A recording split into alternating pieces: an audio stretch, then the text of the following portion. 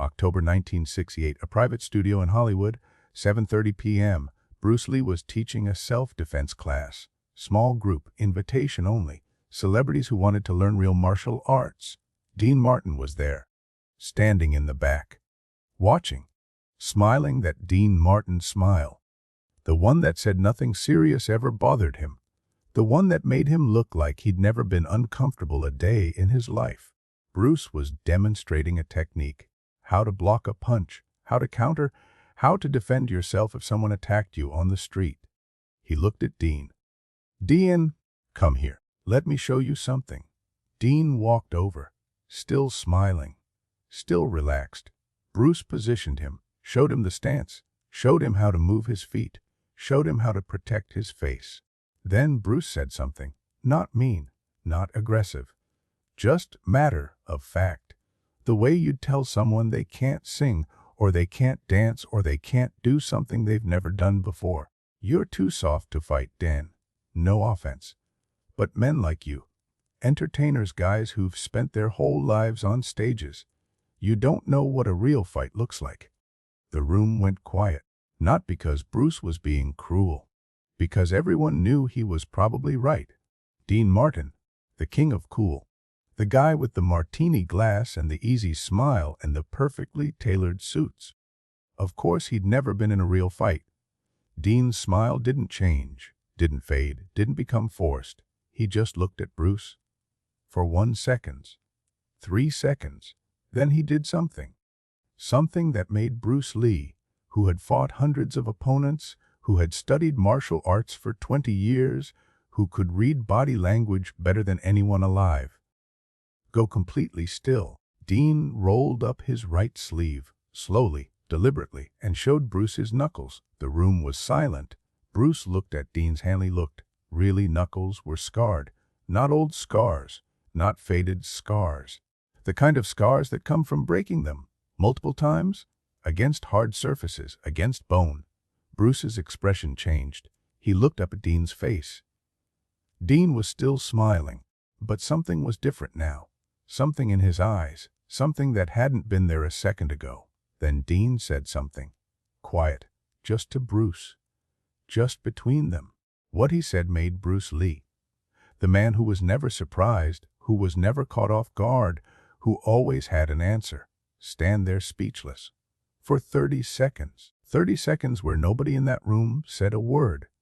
30 seconds where Bruce just stared at Dean Martin, processing, recalculating, understanding that everything he thought he knew about the man standing in front of him was wrong. For 31 years, nobody knew what Dean Martin said to Bruce Lee in that moment. Bruce never repeated it. Dean never mentioned it. The other people in the room couldn't hear it. The story existed only as rumor, as fragment, as the thing that people who'd been there would mention occasionally but could never fully explain. Then in 1999, 4 years after Dean Martin died, Linda Lee was going through Bruce's old training journals, the private notebooks he'd kept throughout his martial arts career, notes about techniques, about philosophy, about lessons learned. She found an entry from October 1968. One line, written in Bruce's handwriting. "Learn today, never judge a fighter by his smile." That was all. No explanation. No context. Just that one line. But Linda knew. She'd heard Bruce mention Dean Martin once. Just once. In 1972. They were talking about toughness. About real strength versus performed strength. And Bruce had said, "I met a singer once who showed me his hands. That's when I learned that the quietest people sometimes have the loudest histories." Linda didn't understand then, but reading that journal entry in 1999, she understood. She decided to tell the story, the whole story, what Bruce had said to Dean, what Dean had said back, what Dean had shown him, and why Bruce Lee, who had sparred with champions, who had taught some of the greatest fighters in the world, had stood there speechless for 30 seconds. The class that October evening was small, intimate. 8 people total, including Bruce. Private studio in West Hollywood, rented specifically for these invitation-only sessions. Bruce had started teaching select groups of celebrities in 1967, not for publicity, Not for money, because certain people in Hollywood had approached him, asked if he'd teach them real self-defense. Not movie fighting, not choreography. Real techniques that might save their lives if someone attacked them. Steve McQueen was there that night. He'd been training with Bruce for 6 months, taking it seriously, showing up every week, putting in the work. James Coburn, another regular, fascinated by martial arts philosophy as much as the physical techniques. A few others, actors, stunt coordinators, people whose names would become recognizable later but who weren't quite famous yet in 1968. And Dean Martin, who'd shown up that night for the first time, not because he was interested in martial arts particularly, because Steve McQueen had invited him, had told him it was interesting, worth experiencing. Dean had come out of curiosity more than anything else. The atmosphere was casual, friendly. Bruce wasn't running a military boot camp. He was teaching practical skills to people who lived comfortable lives but wanted to know how to protect themselves, how to handle a mugger, how to defend against a drunk aggressor, how to survive if things went bad. He was patient, encouraging, made people feel capable even if they'd never thrown a punch in their lives. That's why his comment to Dean wasn't meant as an insult. It was an observation, a teaching moment, a way of saying you're starting from zero, which is fine, but we need to establish that so we can build from there. Bruce had positioned Dean in a basic defensive stance, feet shoulder-width apart, hands up, weight balanced. He was explaining how to read an attacker's body language, how to see a punch coming before it landed, how to react instinctively instead of thinking through every move. Standard self-defense instruction. Then he'd made the comment, "You're too soft to fight, Dean. No offense, but men like you, entertainers, guys who've spent their whole lives on stages, you don't know what a real fight looks like." He'd meant it kindly, establishing a baseline. "You've never done this before, so we'll start simple." The room had gone quiet anyway, not because anyone was offended, because calling Dean Martin soft, even gently, even in context, was still calling Dean Martin soft, in a room full of people, in front of Steve McQueen, in front of other actors who prided themselves on being tough. The tension was there even if it wasn't intended. Everyone waited to see how Dean would respond. Would he laugh it off? Would he make a joke? Would he deflect with that Dean Martin charm that turned every uncomfortable moment into something light? Dean had just looked at Bruce. Not offended, not hurt, just looking, measuring, deciding something. Then he'd rolled up his sleeve. The theories started immediately after that night. Among the people who'd been in the room, among people who heard about it secondhand, among Hollywood gossip circles that traded stories about celebrities behaving unexpectedly. Theory 1 said Dean had threatened legal action, that showing Bruce his scarred knuckles was followed by a threat to sue for defamation, for publicly calling him soft, for humiliating him in front of witnesses. That Bruce's silence was shock at potential lawsuit. A martial arts student who heard the storied hand in 1975. Dean Martin's got lawyers, real lawyers. Bruce probably realized he'd just opened himself up to legal problems by insulting a major star on record. Theory 2 claimed Dean walked out. That he'd shown Bruce his hands, said nothing, and left the studio. Never came back, made Bruce look foolish for making assumptions. The silence was embarrassment, not speechlessness. An entertainment journalist in 1983, Martin walked out of that class and never returned. Bruce Lee learned that night not to insult paying clients. Not true. Dean stayed for the entire class, participated, but the story spread anyway. Theory 3 was gentler. Dean had made a joke, something self-deprecating about his hands, something that deflected Bruce's comment into humor. The 30 seconds of silence was everyone laughing, processing the joke, appreciating Dean's ability to turn awkwardness into comedy. Someone who claimed to know someone who was there. Dean probably said something like, "Yeah, these are soft." Soft from holding martini glasses. Classic Dean Martin. Theory 4 was more dramatic. Dean actually tried to fight Bruce, challenged him to spar, got humiliated when Bruce easily defended himself. The silence was Dean realizing he'd made a mistake. An action movie fan in 1985, Bruce Lee would destroy Dean Martin in a fight. Dean probably tried to prove himself and got embarrassed. A Theory 5 involved intervention. Other celebrities in the room, McQueen, Coburn, stepped between them before things escalated. Prevented Dean from doing something stupid. Prevented Bruce from having to hurt him. The silence was everyone processing the near confrontation. A Hollywood stuntman. Steve McQueen probably stopped it. He wouldn't let his friend get hurt trying to prove something to Bruce Lee. Theory 6 was darker. Dean broke down. The comment about being too soft hit something real, something vulnerable. He showed his hands not as evidence of toughness, but as evidence of something else. Pain, trauma. The scars represented something Dean didn't talk about. Bruce's silence was recognizing he'd accidentally touched a wound. A gossip columnist in 1990. Maybe Martin had some kind of traumatic past with violence. Maybe showing those scars was his way of saying, I've been hurt and I don't want to talk about it. Theory 7 suggested weapons. Dean showed Bruce a gun. Concealed carry. Protection. The point being, I don't need to know how to fight because I have this.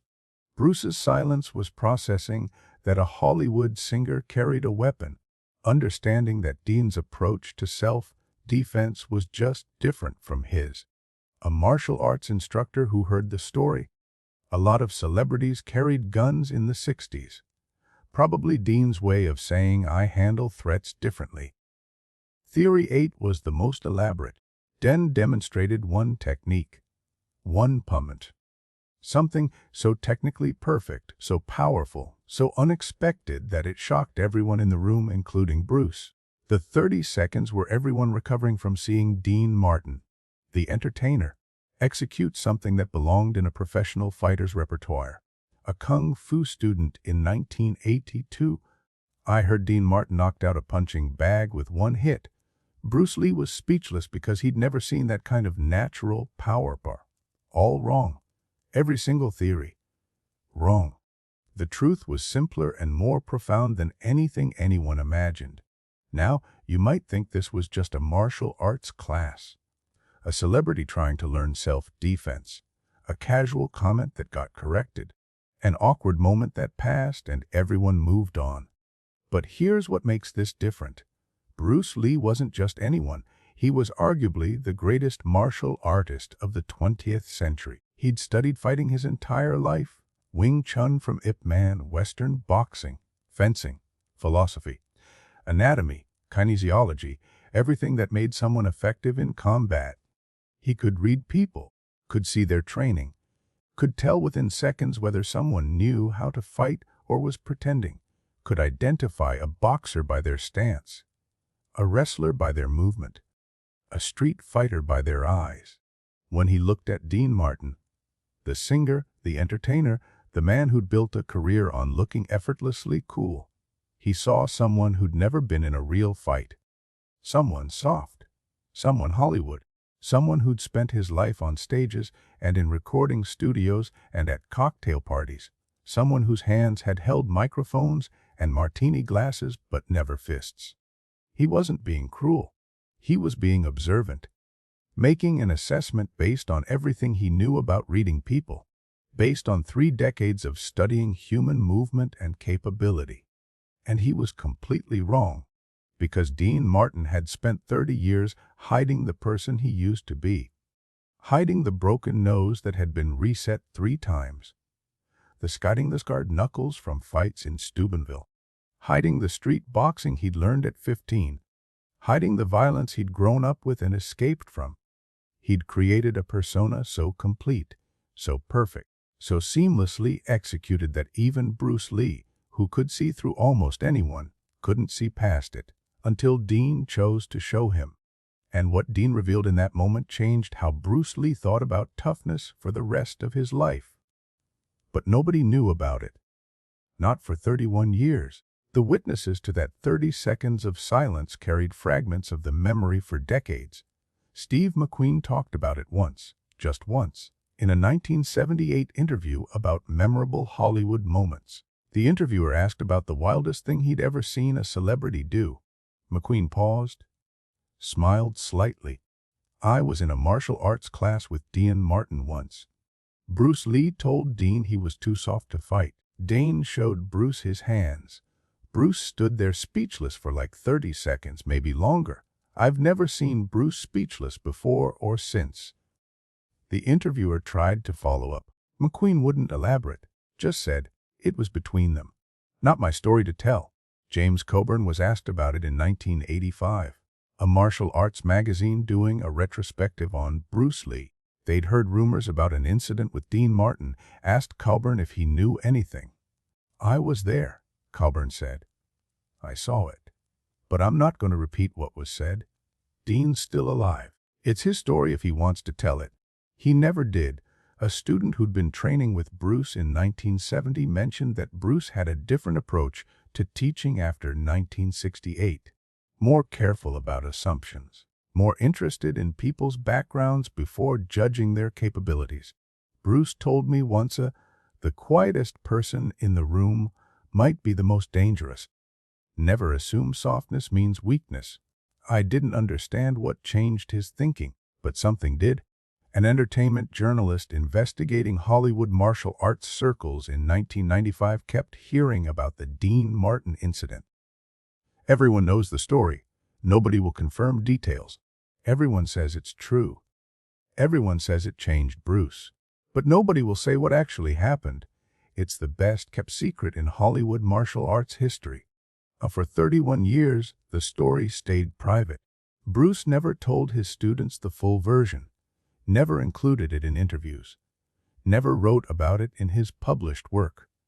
Dean never mentioned it in interviews. Never brought it up in conversations about his past. Never referenced it even when people asked about his toughness. The other people in the room that night, McQueen, Coburn, the others, kept it private. Not through any formal agreement.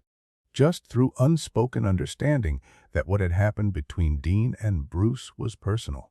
Sacred, not for public consumption. The martial arts community had theories but no facts. Hollywood had gossip but no confirmation. Journalists who investigated hit walls.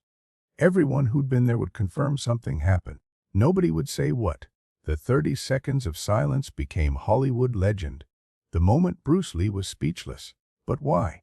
What had Dean shown him? What had Dean said? Nobody knew. Both men took it to their graves, or so everyone thought. Then in 1999, Linda Lee was going through Bruce's old training journals. She'd been meaning to do it for years. Bruce had died in 1973. 26 years of his journals sitting in private thoughts, training notes, philosophy, things he'd never published, things meant only for himself. She'd looked through them before, but not carefully, not with attention to every entry. This time she was reading chronologically, month by month, year by year. She reached October 1968, found an entry dated October 16th, one line. "Learn today, never judge a fighter by his smile." That was all. But Linda stopped. Remembered something. A conversation in 1972. She and Bruce talking about toughness. About what made someone truly dangerous. Bruce had mentioned a singer. "I met a singer once who showed me his hands. That's when I learned that the quietest people sometimes have the loudest histories." She'd asked who. Bruce smiled, shook his head. "Doesn't matter. Just someone who taught me humility." She'd forgotten about it until this journal entry. October 1968, never judge a fighter by his smile. Linda made phone calls, tracked down people who'd trained with Bruce in 1968, found Steve McQueen's contact information, called him, asked if he remembered a night in October 1968 at a martial arts class. McQueen was silent for a moment. Then, Dean Martin. "The hands." "Yeah, I remember. What happened?" Linda asked. McQueen told her. Everything he remembered. Everything he'd kept private for 31 years. Then Linda called others. James Coburn. Other students. pieced together the full story, verified it, made sure she had it right. Then she decided to tell it publicly. Bruce had learned something important that night, something that changed him, something that deserved to be known. And Dean had been dead for 4 years. December 25, 1995. There was no reason to keep protecting his privacy anymore. If someone like Bruce Lee, the greatest martial artist alive, told you that you were too soft to fight, what would you have done? Would you have gotten defensive?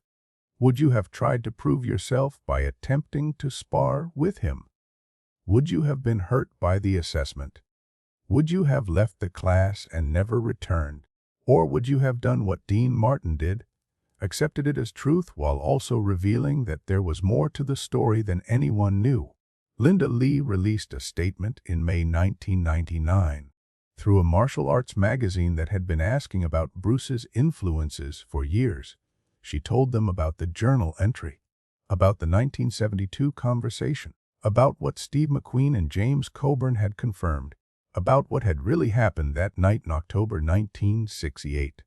The magazine ran a full feature, "The Night Dean Martin Silenced Bruce Lee." The story got picked up. Newspapers, television, the Inland Weeks, it was everywhere. The 31-year mystery finally solved, and the answer changed how people thought about both men. Dean rolled up his right sleeve, showed Bruce his knuckles. The scars were obvious, deep, old, but permanent, the kind that come from breaking bones against other bones, multiple times, over years. Bruce's eyes narrowed. He'd seen scarred knuckles before. Boxers had them. Street fighters had them. Men who'd spent years hitting things, and people had them. Professional fighters developed them through training, hitting heavy bags, hitting wood, hitting surfaces that built calluses and broke skin and eventually left permanent marks. But Dean Martin, the singer, the entertainer, the guy who made everything look effortless, the guy whose hands should have been soft from holding nothing harder than a microphone. Bruce looked up at Dean's face. Dean was still smiling, but something had changed. Something in his eyes. Not aggressive, not challenging, just revealing, showing something real beneath the performance. Then Dean spoke, quiet enough that only Bruce could hear. The rest of the room couldn't make out the words. Just saw Dean talking, saw Bruce listening, saw Bruce's expression changing as he processed what he was hearing. "I'm from Steubenville, Ohio, Steel Town, Italian neighborhood, 1920s, 1930s. You know what happens to Italian immigrant kids in steel towns in the 1920s?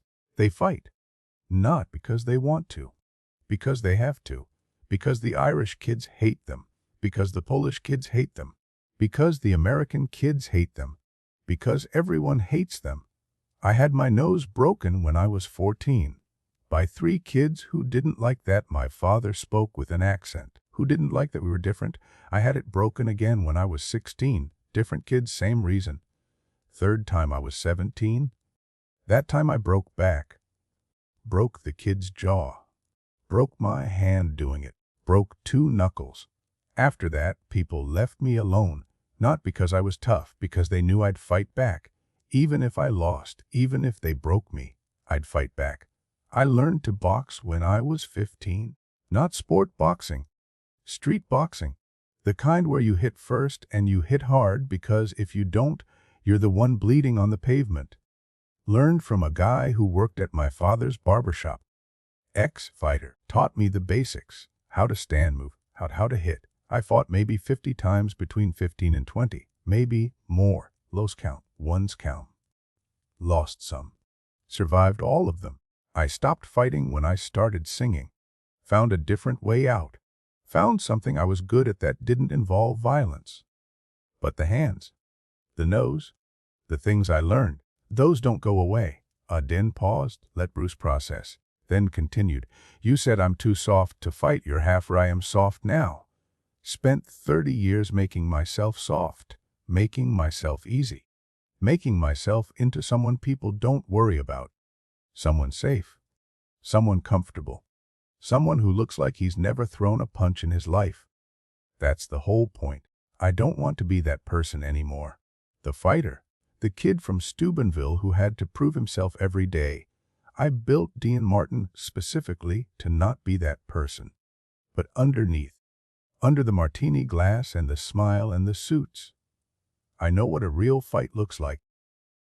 I've been in more of them than you'd believe, and I've still got the reflexes. Then Dean did something Bruce didn't expect. He asked, "Throw a jab at me, slow, just to test something." Bruce hesitated. This wasn't part of the class. This wasn't instruction. This was something else. Dean nodded. "Just a jab, slow. I want to see if it's still there." Bruce threw a slow jab, telegraphed. Easy to see. Not meant to connect. Just meant to test reaction. Dean's hand came up. Fast, not demonstration speed, not thought-through movement. Real speed, instinctive speed, blocked it perfectly. Textbook boxing defense. Left hand up, elbow in, deflecting the punch away from his face. Then his body shifted. Automatically. Muscle memory from 40 years ago. Into a counter position. Right hand cocked. Weight on his back foot.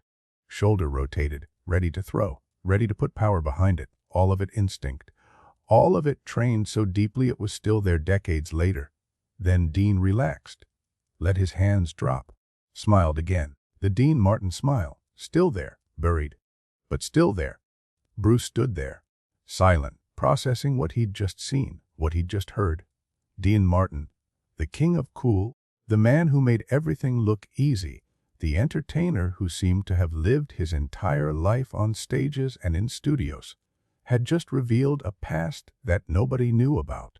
A past of broken bones and street fights and violence and survival. A past that explained the scars on his knuckles and the slight crook in his nose and the reflexes that were still sharp enough to block a punch 40 years after his last fight. Bruce opened his mouth to respond. Nothing came out. He tried again. Still nothing. His brain was recalculating, reprocessing. Everything he thought he knew about Dean Martin was wrong. The soft entertainer was actually a hard fighter who'd chosen to become soft. The man who'd never been a real fight had actually been in dozens. The Hollywood persona was so complete, so perfect, that it had hidden a completely different person underneath. 30 seconds passed. People in the room watching, waiting, wondering what was happening between Dean and Bruce. Wondering what Dean had said that made Bruce Lee, who always had something to say, who was never at a loss for words, stand there silent. Some of them shifted uncomfortably, looked at each other, tried to figure out if they should intervene. Steve McQueen almost stepped forward, almost said something to break the tension. Then Bruce found his voice, quiet, careful, different from his usual teaching tone. "We're in Ohio, Steubenville. How many fights?" Dean thought about it, honestly calculating, trying to remember something from decades ago that he'd spent decades trying to forget. Lost count after 20, maybe 50, maybe more. Some were quick, some lasted, some I walked away from, some I got carried away from. You won. Some, lost some. The important thing is I survived all of them. That's the only win that matters in a street fight, survival. Bruce nodded slowly. His expression had changed completely. The casual instructor was gone. The man who'd made an assumption based on appearances was gone. What remained was someone who'd just learned a fundamental lesson about judgment. "I apologize for what I said about you being too soft." Dean's smile widened. Genuine, not mocking, not triumphant, just warm. "You weren't wrong. I am soft. That's the point. I made myself soft so I didn't have to be hard anymore. Spent 30 years building that softness, protecting it, because being hard destroyed people in Steubenville, made them mean, made them violent, made them into people I didn't want to be. So I became Dean Martin, and Dean Martin doesn't fight. He sings. He jokes. He makes everything light. That's a choice I made, but it doesn't mean I forgot how." That's when Bruce understood, really understood. Real toughness isn't about being hard all the time. It's about choosing when to be hard and when to be soft. About having the capability for violence but choosing peace. About knowing how to fight but not needing to. and having the strength to be soft when you don't have to prove anything. That's what Dean Martin had achieved. That's what made him actually tougher than most of the professional fighters Bruce had known. Because Dean had earned the right to be soft, had fought enough fights that he didn't need to fight anymore. Steubenville, Ohio in the 1920s and 1930s was not a gentle place, especially not for immigrant families, especially not for Italians. The steel mills dominated everything: the economy, the culture, the social structure, the violence. Men worked brutal jobs for brutal hours and came home brutal. That brutality filtered down to their children. Dino Crosetti was born there in 1917. His father, Gaetano, was a barber. His mother, Angela, worked whenever she could. They spoke Italian at home, broken English everywhere else. Their accent marked them, made them targets, made their children targets. Dino didn't speak English until he was 5. When he started school, the other kids heard his accent, heard his Italian words mixed with English, decided he was other, decided he didn't belong, decided to make that clear through fists. The first fight Dino remembered, really remembered, not just heard about from his parents, was when he was 9. 3 older Irish boys cornered him after school, called him names, called his father names. Dino tried to walk away. They pushed him down. He got up. They pushed him again. He fought back, got beaten badly, went home bleeding. His father cleaned him up, didn't tell him to avoid fights, told him to learn to win them. In America, Gaetano said, "You fight or you disappear." Dino learned to fight. Age 14, 3 boys broke his nose, ambushed him in an alley. He tried to defend himself. Wasn't trained, wasn't prepared, got destroyed. The nose healed wrong, gave him the slight crook that would stay with him the rest of his life. That camera angles and lighting would hide, but that was always there if you looked closely. Age 15, a man who worked at his father's barbershop taught him to box. Not sport boxing, street boxing, practical fighting. How to protect yourself, how to hit hard enough to make them stop, how to take a punch and keep moving. The man had been a fighter in the 20s, not professionally, just survived, knew what worked, taught Dino. Age 16, his nose broke again. Polish kids this time, same reason. He was different. His family was different. That made them fair game. This time Dino fought back better. Prepared, still lost, but hurt them in the process, made them pay for it. Age 17, the third time, the breaking point, more Italian slurs, more family insults, more violence. But this time Dino didn't just defend, he attacked. Broke the other kid's jaw with a right hook, broke 2 knuckles on his right hand doing it. Worth it. After that, people left him alone, not because they liked him, because they knew the cost of starting something. Between 15 and 20, Dino fought constantly. School fights, street fights, bar fights. When he started working, always the same pattern. Someone didn't like Italians. Someone decided to do something about it. Dino defended himself. Sometimes he won, sometimes he lost. Always he survived. His knuckles scarred from hitting faces and walls and anything he trained on. His nose healed crooked from being broken 3 times. His body learned reflexes that would stay with him forever. How to see a punch coming, how to position his feet, how to generate power from his legs and hips instead of just his arms, how to take damage and keep functioning. But the fighting was destroying something in him, making him harder, meaner, more violent. He saw what it did to the men in Steubenville, saw them become walking scars, saw them carry their violence into their homes, into their families, saw them turn into the kind of men who hit first and talked never. Dino didn't want to become that. So when he discovered singing, when he found out he had a voice that people actually wanted to hear, he grabbed it, left Steubenville, left the fighting, left Dino Crosetti behind, became Dean Martin, built a persona specifically designed to be the opposite of everything he'd been. Soft where he'd been hard, easy where he'd been tense, smiling where he'd been angry, peaceful where he'd been violent. The persona was so complete that nobody who knew Dean Martin could imagine Dino Crosetti. The singer couldn't have been the fighter. The entertainer couldn't have been the survivor. The man with the martini glass couldn't have been the kid with the broken nose and scarred knuckles. But he was. Both people. The same person. Just choosing which one to show the world. After that October night in 1968, Bruce Lee's approach to teaching changed. Not dramatically, not obviously, but students who'd trained with him before and after noticed differences. He asked more questions about people's backgrounds before assessing them. Before deciding what they could or couldn't do, he stopped making assumptions based on appearance or profession. Started understanding that capability could be hidden, that the softest-looking person might have the hardest past. In 1970, teaching a class of new students, Bruce said something that became famous among his followers. Don't judge a book by its cover. Don't judge a fighter by their suit. The most dangerous person in the room might be the one you least expect. His students asked what changed his thinking. Bruce mentioned a lesson he'd learned. Never specified from who, and never told the full story. Just said, I underestimated someone once. Made an assumption based on how they looked. I was completely wrong. That taught me more than any sparring session ever could. In 1971, working on film choreography, Bruce insisted on a scene where a well-dressed businessman character revealed unexpected fighting skill.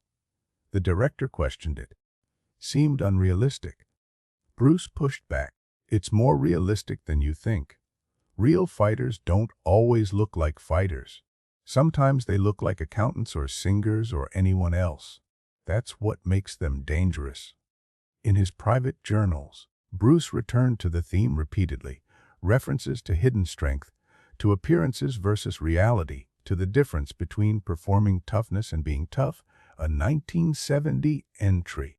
True strength is choosing when to show it and when to hide it. The weakest people are the ones who always need to prove they're strong. A 1971 entry. Met someone yesterday who reminded me of the singer. Same quality, same quiet confidence, same sense that there's more underneath than anyone sees. In 1972, the conversation with Linda. The one she'd remember 27 years later when she found the journal entry. They were discussing a student who seemed too gentle for martial arts. Too soft. Too peaceful. Linda asked if Bruce thought the student would ever be capable of real fighting. Bruce had paused, thought about it, then told her, I met a singer once who showed me his hands. Scarred knuckles, broken from years of fighting. But he'd spent decades hiding it. Built an entire career on looking soft. That's when I learned that the quietest people sometimes have the loudest histories. That student might surprise us. Or maybe he's already surprised people and we just don't know about it. Linda had moved on from the conversation. Hadn't thought much about it. Just Bruce being philosophical. But it stayed in his mind, the lesson from Dean Martin. The understanding that toughness came in many forms. That the ability to choose peace was actually a form of strength. That being soft after being hard was harder than never being hard at all. When Bruce died in 1973, he'd internalized that lesson completely, built it into his teaching, into his philosophy, into his understanding of what made someone truly dangerous. Not the ability to fight, the choice not to. The impact of that October night extended beyond Bruce's teaching, beyond his philosophy. It changed how people in Hollywood martial arts circles understood toughness. When Linda released the story in 1999, martial arts instructors around the world discussed it, used it as a teaching moment. Dean Martin showed Bruce Lee his scars. That's what real strength looks like. Not the person who's always fighting. The person who fought enough that they don't need to anymore. Self-defense instructors incorporated it into their classes. The goal isn't to become someone who fights all the time. The goal is to become someone capable of fighting who chooses not to. Dean Martin figured that out at 20, spent the next 50 years living it. Bruce Lee students who'd heard fragments of the story finally understood the full context. Why Bruce had occasionally mentioned judgment. Why he'd emphasized not underestimating opponents. Why he'd taught them to assess threat by behavior, not appearance. It all traced back to that night in October 1968, when the greatest martial artist of his generation learned humility from a singer. When assumptions met reality. When appearances shattered. When Dean Martin revealed he'd been and why he'd chosen to become someone else. October 1968, a Hollywood studio. A private martial arts class. Bruce Lee told Dean Martin he was too soft to fight. Dean Martin showed him his hands. And Bruce Lee stood there speechless for 30 seconds. That moment taught Bruce something he'd carry for the rest of his life. The toughest people aren't always the ones who look tough. Sometimes they're the ones who've earned the right to be soft. Who've fought enough fights that they don't need to fight anymore. Who've been broken enough times that they understand the value of being whole. Who've been hard for so long that they've earned the right to be gentle. Dean Martin was tough in the 1930s because he had to be, because Steubenville demanded it, because survival required it. He was soft in the 1960s because he'd earned it, because he'd fought enough fights for a lifetime, because he'd proven himself in ways that nobody knew about, and Bruce Lee, who'd spent his life studying strength in all its forms, finally understood that both were expressions of the same thing. Power. Real power. The power to choose who you are instead of letting circumstances choose for you. The power to be hard when necessary and soft when possible. The power to hide your past while carrying its lessons forward. That's what Dean Martin had mastered. That's what made him tougher than people who were always tough. Because being always tough is easy. Being tough only when necessary, and soft the rest of the time, that's the real challenge. That's the real strength. If you want to see more stories about Dean Martin, the private moments, the hidden past, the man behind the martini glass, there's an entire playlist waiting for you. Subscribe so you don't miss the next story.